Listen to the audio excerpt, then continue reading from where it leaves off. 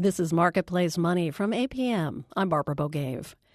As we mull over the new research about Americans' difficulties planning for retirement, some of the reasons seem obvious, but others, not so much.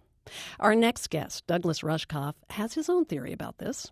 He argues that when you're living in a very urgent present, swimming in a flood of tweets and status updates and a 24/7 news cycle, the future, and saving for it, can lose priority. He writes about the implications of this in his new book, Present Shock, When Everything Happens Now. Doug, welcome to the show.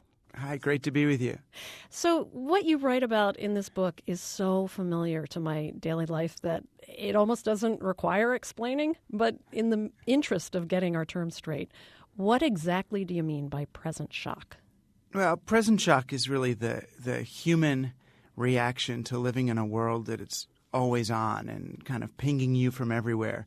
And I guess on a deeper level, it's about living in a world kind of without history and without a future, where everything is happening in the present tense. So how do you run your life or your business or anything about you when you don't really have a temporal landscape in which to do it?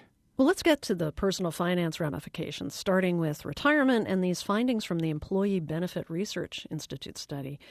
It sounds as if Americans can't even think about retirement as well as we used to. What do you think is at work here? Well, on the biggest level, our whole retirement paradigm is based on this, industrial age idea of doing stuff now for some future reward. Right, storing your nuts for a Right, store your nuts for some future thing. Well, is it that we can't believe in a future anymore because the idea, of storing up our nuts for the future doesn't work anymore, that it can all come crashing down at any moment? Or has our essential relationship to time and our experience of time changed? Well, both. I mean, on the one hand, investors don't invest anymore anyway. You look at, say the IPO of Facebook and, people were upset. They bought the shares at 9 in the morning and at 9:15 they hadn't gone up. It's like, what's the problem here?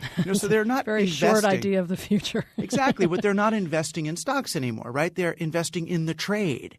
Right? They're trying to make money off the transaction itself in real time. God forbid we start thinking about the company that's supposed to be underlying the stock. Well, the real time is very divorced from the consequences. Right. But people don't really do things for the consequences anymore. We don't, do something now for some later reward. We don't do some cause for some effect. It's actually everything happens kind of in the moment for its own sake, which is both, frightening and short term on the one hand, but it's very real on the other hand. Well, you also examine borrowing and debt and the irrational ways that we go about that, and whether it's taking on adjustable rate balloon mortgages or 0% initial fee credit card promotions. But our human decision-making has always been plagued by emotion and irrationality. So how are these behaviors any different than the boneheaded things we've always done with our money? Well, yeah, our financial choices have always been, predicated on some psycho-behavioral flaws, if we want to, pick on people. But the difference is now, that banks and investment firms and credit card companies have entire divisions of highly paid psychologists trying to help them figure out how to exploit these irrational tendencies. And that's the part that's really it's kind of not fair. When you have the very industries that are being entrusted with our future, they're looking for ways to make money off our bad choices. That's why it really doesn't work so well anymore.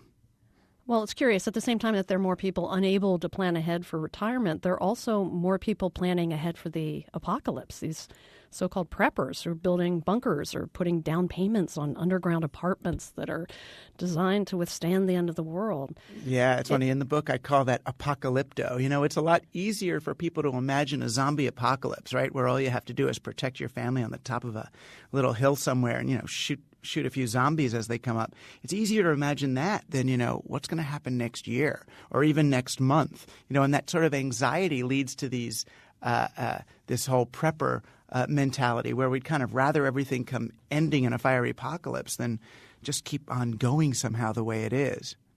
Douglas Rushkoff's new book is Present Shock When Everything Happens Now. Doug, it was great to talk with you. Thank you. It's great to talk with you.